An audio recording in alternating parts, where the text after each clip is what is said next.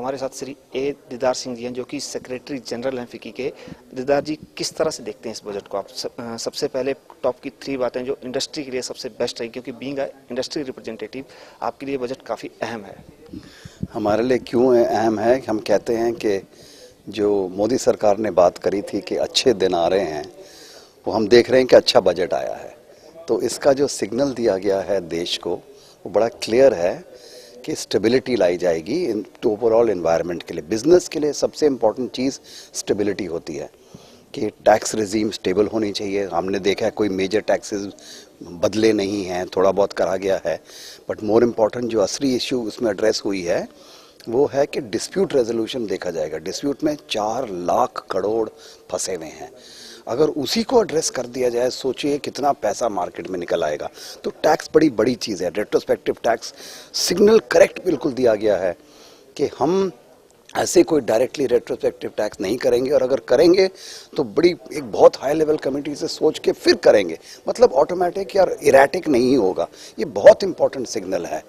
Similarly signal दिया गया है कि जो इन्वेस्टमेंट क्लाइमेट है उसको कैसे इम्प्रूव करा जाएगा। उसका कॉम्बिनेशन होता है कि लोकल इन्वेस्टर, डोमेस्टिक इन्वेस्टर्स हों और फॉरेन इन्वेस्टर या एफडीआई हो।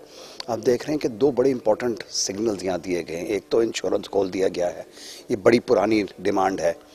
दूसरा एफडीआई एंड डिफेंस, उसमें हम फिक्की से बल्कि बोलते रहे हैं कि ये 100% नहीं होना चाहिए, तो 49% हुआ कि यही हमारी मांग थी।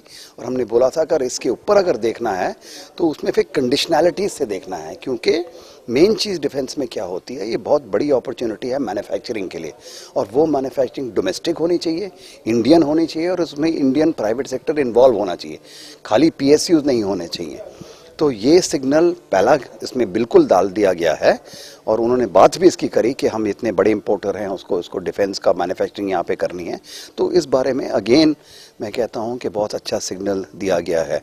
तीसरा सिग्नल इसमें ये दिया गया है कि पूरी इकोनॉमी के बारे में सोचा जाएगा, खाली एक एरिया के ऊपर नहीं सोचा जाएगा।